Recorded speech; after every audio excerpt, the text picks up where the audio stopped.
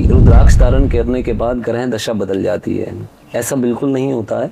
वो ऐसे बदल सकता है क्योंकि रुद्राक्ष का एक देवीय ऊर्जा है, क्योंकि रुद्राक्ष नाम से नहीं कुंडली के अनुसार धारण किया जाता है। इसमें आप असली और नकली के फर्क को महसूस नहीं कर पाते हैं। इस तरह के टेस्ट को पास करके ही मार्केट में आया हुआ है, तो वो अकाल मृत्यु से बचता है, ऐसा शास्त्रों में लिखा हुआ है। जो जातक 11 मुखी रुद्राक्ष को धारण करता है उसके अंदर एक देवीय कृपा आनी चालू हो जाती है, क्योंकि सिद्ध माला अपने आप में एक सम्मोहन वाली माला है कि जो भी व्यक्ति अफोर्ड कर पाए उसे सिद्ध माला जरूर धारण करनी चाहिए। पिक्सेल इंडिया ब्रॉडकास्ट में आपका स्वागत है। आज हम जिस विषय पे चर्चा करने जा रहे हैं वो आध्यात्मिक तो है ही, लेकिन साथ में ये कहीं ना कहीं ऊर्जा और विज्ञान से भी जोड़ा जाता है। जी हाँ, आज हम बात करने जा रहे हैं रुद्राक्ष के बारे में। रुद्राक्ष एक ऐसा विषय जो ऊर्जा, विज्ञान और आस्था तीनों का ही प्रतीक है और कहीं ना कहीं तीनों से ही जोड़ा जाता है। लेकिन साथ ही रुद्राक्ष के ऊपर बहुत सारे सवाल, बहुत सारे प्रश्न यहाँ पर उठते रहते हैं, जैसे रुद्राक्ष की उत्पत्ति कैसे हुई? रुद्राक्ष क्या सभी लोग धारण कर सकते हैं? रुद्राक्ष को धारण करने का सही तरीका क्या है? क्या रुद्राक्ष को महिलाएं और बच्चे भी धारण कर सकते हैं?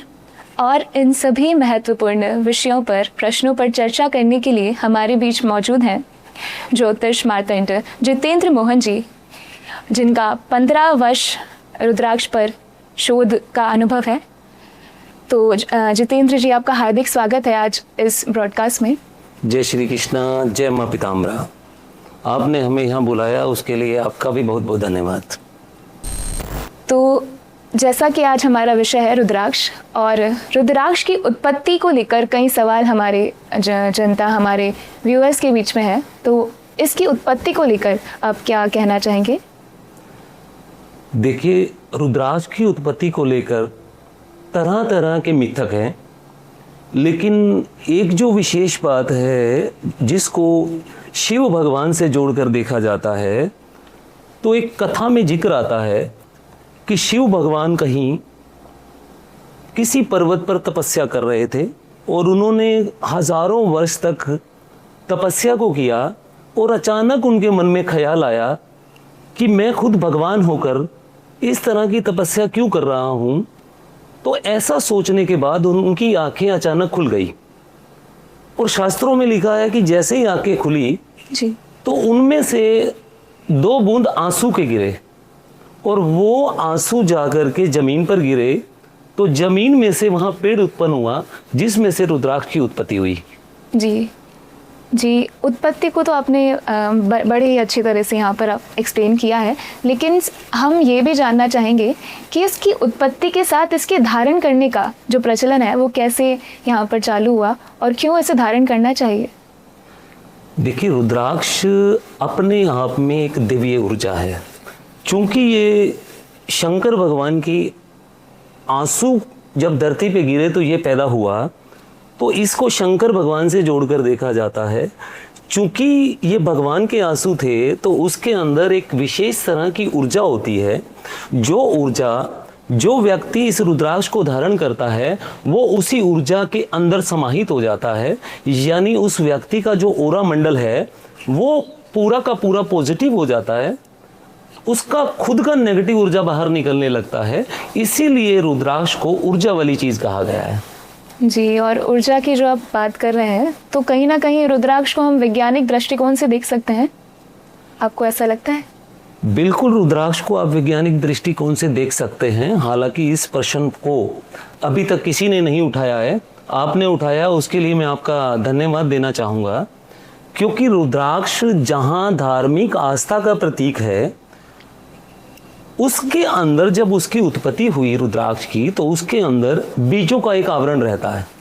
जैसे मान लीजिए 5 मुखी रुद्राक्ष है, तो उसके अंदर 5 बीज उसके 5 अलग अलग स्पेस में होते हैं। मेन जो ऊर्जा के कारण है वो उस स्पेस के अंदर डले हुए बीज हैं, वो बीज ही व्यक्ति का ओरा मंडल बनाते हैं। और साइंस भी यही कहती है कि जिस व्यक्ति का ओरा मंडल पॉजिटिव होने लगता है तो उस व्यक्ति के सारे काम पॉजिटिव होने लगते हैं। जी जी, आपने अभी जिक्र किया कि 5 मुखी रुद्राक्ष के बारे में आपने बोला, तो क्या ये कई प्रकार के हो सकते हैं और भी? रुद्राक्ष जो हैं वो काफी प्रकार के होते हैं, यानी काफी मुखों के होते हैं जी। 5 मुखी उनमें से एक है जिसको लक्ष्मी का कारक माना गया है।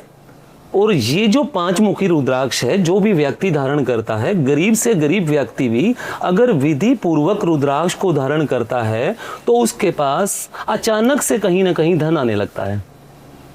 जी, तो सभी मुखी रुद्राक्ष का अपना अपना महत्व है, ऐसा हम कह सकते हैं? जी बिल्कुल। जी। 1 से लेकर 14 मुखी रुद्राक्ष जो हैं वो अधिकतर प्रचलन में हैं, लेकिन इन सब के जो कार्य हैं वो अलग अलग हैं। जैसे कि 1 मुखी है वो साक्षात भगवान शिव का रूप है, 2 मुखी है वो शिव और पार्वती से जोड़कर देखा जाता है। तो इस तरह के 1 से लेकर के 14 मुखी तक जितने भी रुद्राक्ष हैं वो अलग अलग देवताओं से जोड़कर उनको देखा गया है, और जिनको धारण करने के बाद व्यक्ति का ऑरा मंडल पॉजिटिव होने लगता है। जी।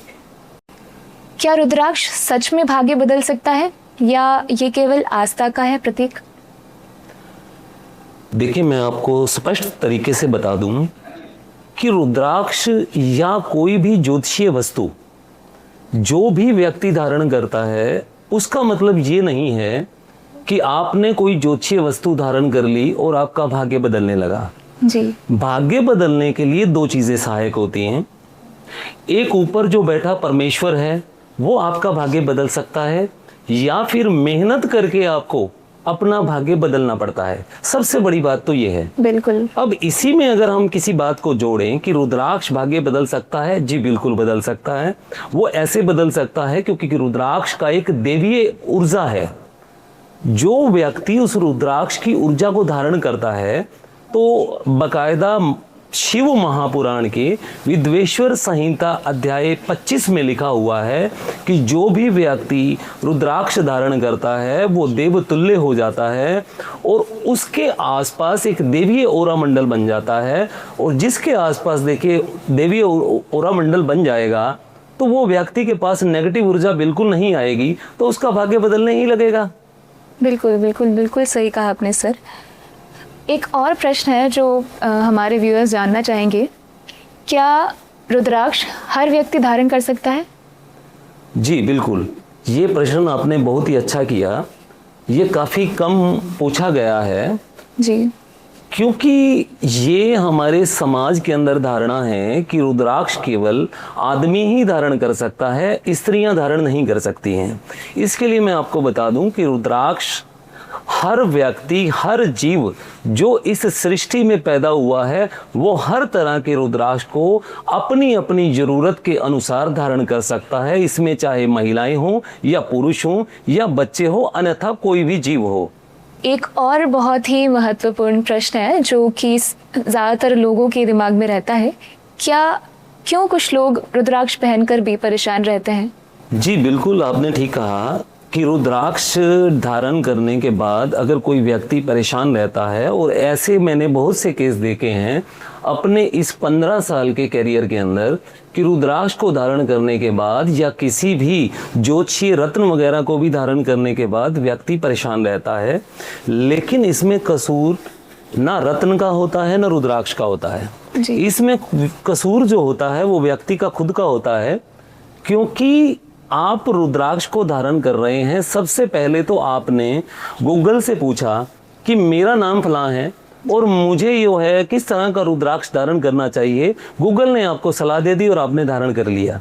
यहीं आप गलती कर रहे हैं, क्योंकि रुद्राक्ष नाम से नहीं कुंडली के अनुसार धारण किया जाता है। आप किसी अच्छे ज्योतिष विशेषज्ञ से राय लीजिए, आपकी कुंडली दिखाइए, आपकी डेट ऑफ बर्थ के हिसाब से जो भी रुद्राक्ष आपको फलित होगा वो ज्योतिषी आपको बताएगा, आप उसके बाद धारण करें। तो आप देखिए, आप दिन दूनी रात चौगुनी तरक्की करेंगे। तो आपने कहा कि गूगल या अन्य किसी साधन से लोग देखकर कुछ भी तरह का, किसी भी तरह का रुद्राक्ष धारण कर लेते हैं, उसके बाद उन्हें कहीं नुकसान झेलने पड़ते हैं। तो इस पर आपकी क्या राय है? देखिए, मैं आपको बता दूं कि नुकसान किसी भी तरह से हो सकता है। स्पेसिफिक ये नहीं कहा जा सकता कि फलां व्यक्ति ने फलां रुद्राक्ष धारण किया और उसे उस तरह का नुकसान हो गया। पहला नंबर तो जब आप रुद्राक्ष खरीदते हैं उसको अभिमंत्रित करना भी ज़रूरी होता है, उसकी पूजा भी ज़रूरी होती है।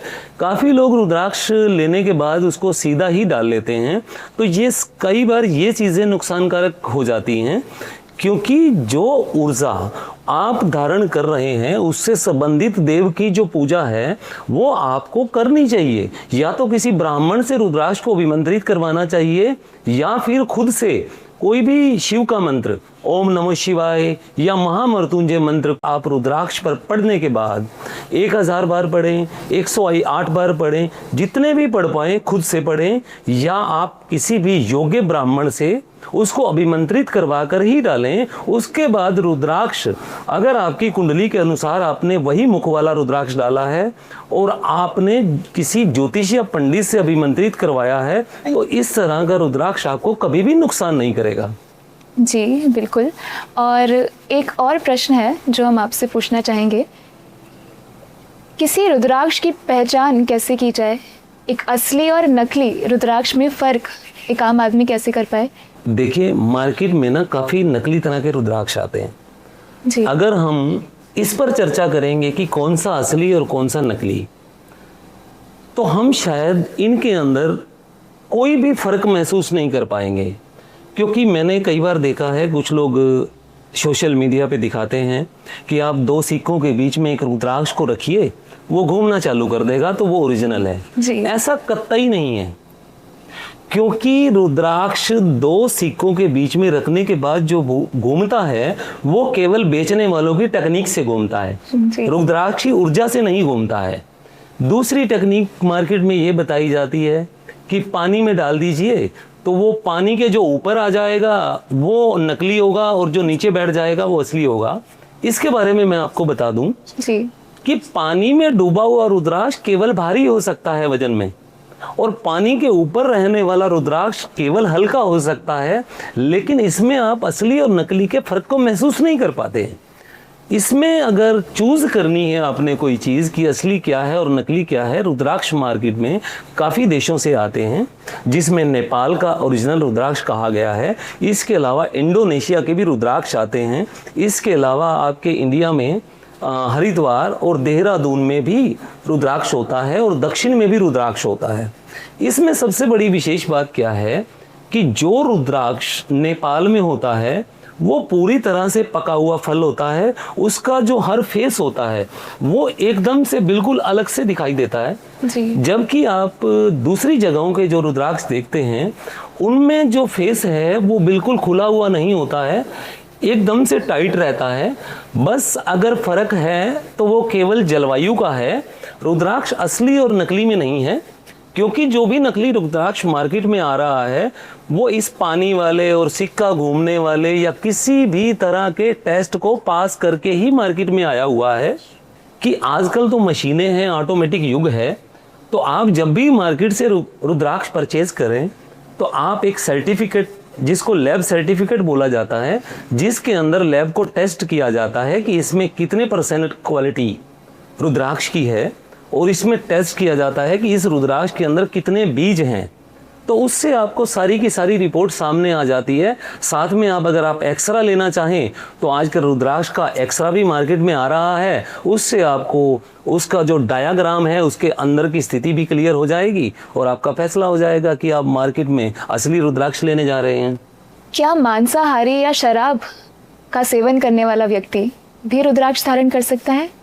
शराब पीना और मांस खाने वाला व्यक्ति रुद्राक्ष धारण तो कर सकता है, लेकिन इसके लिए काफ़ी नियम बताए गए हैं।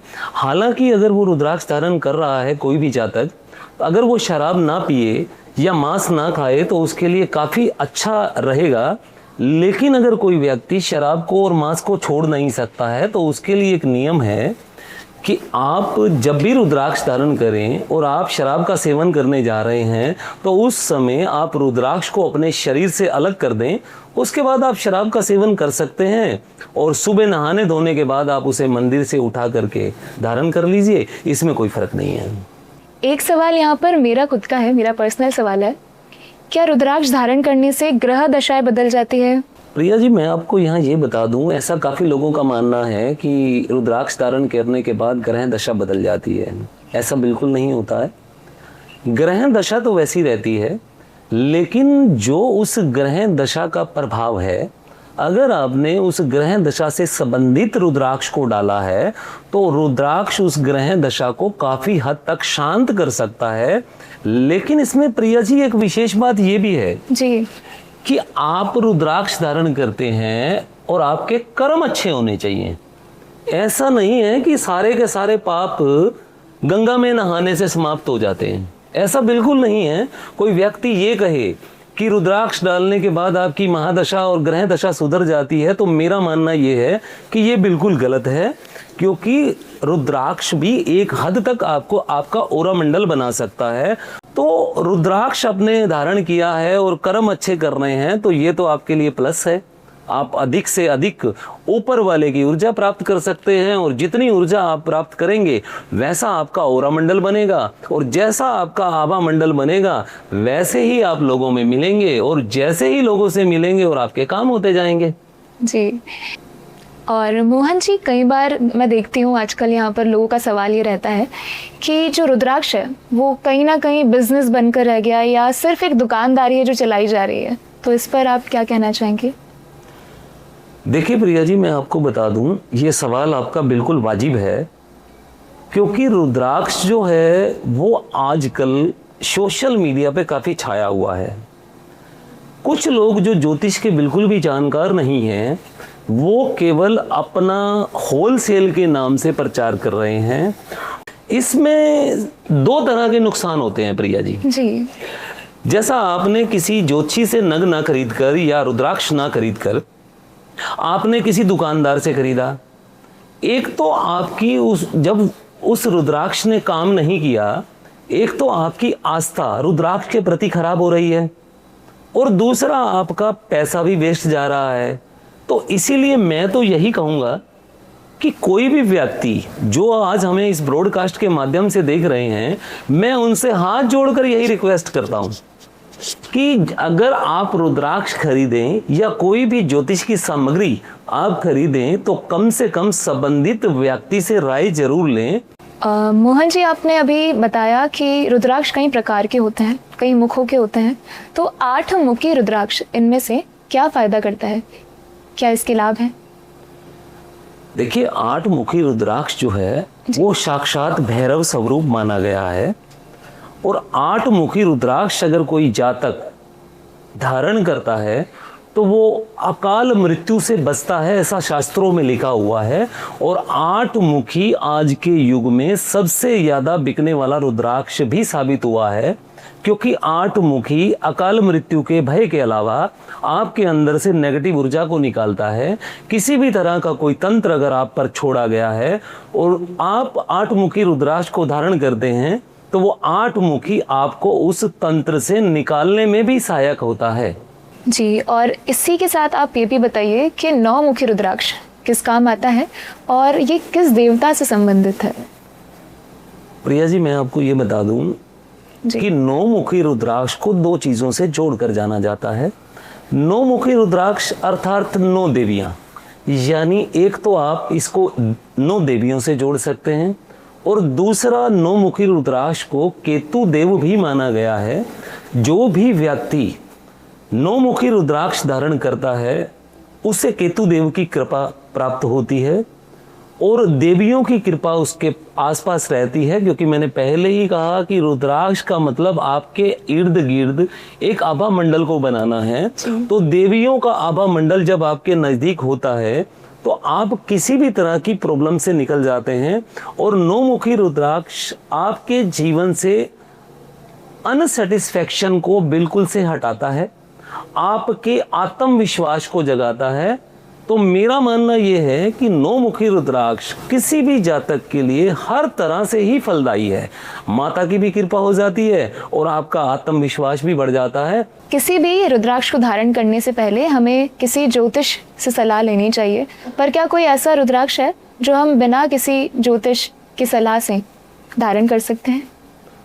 जी बिल्कुल, आपने ये ठीक कहा अगर कोई व्यक्ति ऐसा कोई रुद्राक्ष धारण करना चाहता है जिसके लिए किसी भी ज्योतिषी एस्ट्रोलॉजर के पास नहीं जाना पड़े, तो वो व्यक्ति 5 मुखी रुद्राक्ष धारण कर सकता है।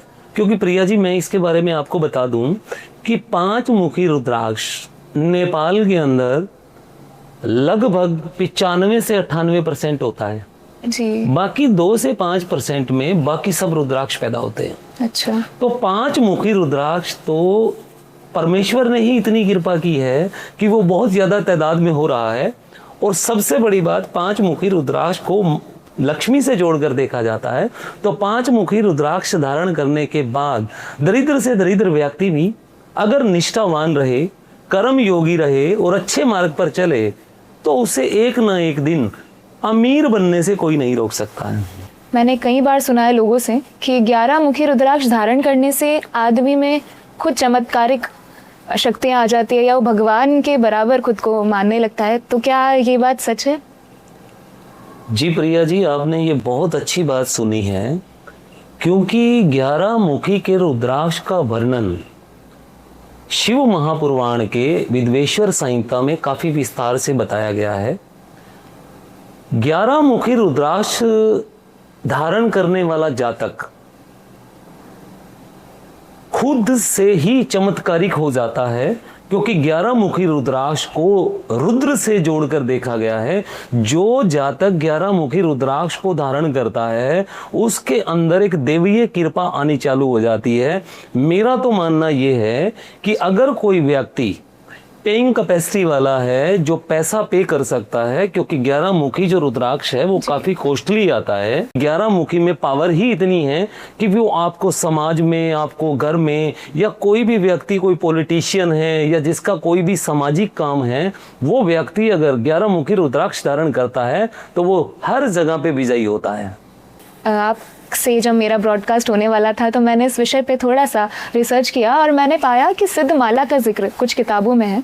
तो क्या ये माला बहुत लाभदायक है या इसके क्या लाभ हो सकते हैं? कैसे ये हमारे व्यूअर्स को लाभान्वित कर सकती है और क्या ये उनके लिए अफोर्डेबल है? क्या वो इसको खरीद सकते हैं? प्रिया जी, मैं आपको बता दूं कि आपने जो रिसर्च किया वो आपने बिल्कुल ठीक किया जी। क्योंकि सिद्ध माला जिसका नाम ही सिद्ध है, तो आप खुद समझिए कि वो अचानक तो सिद्ध नहीं हुई ना जी, क्योंकि वो ऑटोमेटिकली सिद्ध है। क्योंकि जिस माला या किसी भी चीज के आगे जब सिद्ध शब्द जुड़ जाता है तो इसका मतलब ये है कि वो खुद में ही सिद्ध है, उसको सिद्ध करने की जरूरत भी नहीं है। तो मैं आपको सिद्ध माला के बारे में बता दूं कि एक सिद्ध माला जिसके अंदर 1 मुखी से लेकर के 14 मुखी सभी के सभी रुद्राक्ष होते हैं। उसके अंदर एक रुद्राक्ष गौरी शंकर रुद्राक्ष भी डाला जाता है। इसके अलावा एक गणेश रुद्राक्ष भी डाला जाता है और आप अपनी तरह से 2-3 रुद्राक्ष और अपनी इच्छा से भी डलवा सकते हैं। लेकिन कॉम्बिनेशन अगर देखें सिद्ध माला का तो वो यही बैठता है कि 1 से 14 मुखी तक रुद्राक्ष, एक दाना उसमें गौरी शंकर रुद्राक्ष का और एक दाना गणेश रुद्राक्ष का। तो ये सभी मिल करके सिद्ध माला बनाई जाती है। सिद्ध माला बहुत कॉस्टली आती है, हर व्यक्ति इसको अफोर्ड नहीं कर पाता है, क्योंकि सिद्ध माला के जो चमत्कार हैं वो चमत्कार इतने हैं। इसीलिए जब आप 8, 9, 10 और 10 से लेकर 14 मुखी तक जो रुद्राक्ष परचेज करते हैं या फिर 1 मुखी और 2 मुखी परचेज करते हैं तो वो काफ़ी कॉस्टली होता है। इसीलिए सिद्ध माला काफ़ी महंगी हो जाती है। जो व्यक्ति इसको धारण करता है, या यूं कहें प्रिया जी कि सिद्ध माला को इंडस्ट्रियलिस्ट, नेता और कथावाचक काफ़ी ज़्यादा डालते हैं, क्योंकि सिद्ध माला अपने आप में एक सम्मोहन वाली माला है। वो आपको हर जगह विजयी तो करती है, आपका सम्मोहन बढ़ाती है, आपका कोई भी काम रुकने नहीं देती है और समाज में हर तरह की इच्छाओं की पूर्ति करती है। तो इसीलिए मैं तो यही कहूँगा कि जो भी व्यक्ति अफोर्ड कर पाए उसे सिद्ध माला जरूर धारण करनी चाहिए, क्योंकि सिद्ध माला मतलब उसके बाद ना तो आपको कोई ग्रह दशा परेशान कर रही है और ना कोई तंत्र मंत्र परेशान कर रहा है। हर जगह जहां जा रहे हैं आपका ही जलवा है। तो जो व्यक्ति उसे खरीद कर धारण कर पाए उसे डालना भी चाहिए। जी, अब आपने जब सिद्धमाला खरीदने की बात कही है तो फिर से एक सवाल यहाँ पर आ जाता है व्यूअर्स के लिए, हमारे लिए, कि ये कहाँ से खरीदी जाए, क्योंकि सिद्धमाला भी हर जगह असली और नकली वाली हो सकती है। तो इस पर आप क्या कहना चाहेंगे? प्रिया जी, ये सवाल आपने काफ़ी अच्छा कर दिया। अब मैं तो यही कहूँगा कि जो भी व्यक्ति कोई सिद्ध माला खरीदना चाहता है और वो भी ओरिजिनल वाली, तो वो हमसे ही खरीदे, हमारे ही संस्थान से खरीदे। लेकिन रही बात जी खरीदने की, कि अगर कोई व्यक्ति उसे खरीदना चाहता है तो आप किसी भी अच्छे ज्योतिषी से, या आप नेपाल में कहीं भी आपका कोई टच है, कोई जानकारी है, तो वहाँ से खरीद सकते हैं। क्योंकि आजकल इसमें ऐसा कुछ नहीं है, कोई भी व्यक्ति कोई भी सिद्ध माला खरीदेगा तो बकायदा सिद्ध माला के साथ अगर वो उसकी लैब टेस्टेड रिपोर्ट लेना चाहे हर रुद्राक्ष की, तो वो भी मिल जाएगी। और अगर थोड़ा सा पैसा अधिक दे तो हर रुद्राक्ष का एक्सरा भी उसे मिल जाता है। उस एक्सरे के अंदर जो डायाग्राम रहता है रुद्राक्ष का, उसके अंदर जितने फेस रहते हैं, उसके अंदर जितने बीज होते हैं, वो सब चीज़ें आपके एक्सरे में आ जाती हैं। और वो जब एक्सरे में आ जाएंगी, जितनी भी चीज़ें होंगी सब मशीन बता देगी। तो फिर इसका मतलब तो वो काम करेगी ही और ओके भी होगी। और बहुत बहुत धन्यवाद आपका एक बार फिर से, जो आपने अपना कीमती समय आज इसको दिया और बहुत ही महत्वपूर्ण जानकारी आज हमें प्राप्त हुई है। Thank you so much. Priya ji, आपका मुझे यहाँ बुलाने पर बहुत बहुत धन्यवाद। हर व्यक्ति का भला होना चाहिए ताकि हर व्यक्ति रुद्राक्ष धारण करे और जीवन में आगे परस्पर बढ़ता रहे, प्रगति करता रहे। जय श्री कृष्ण, जय माँ पीताम्बरा।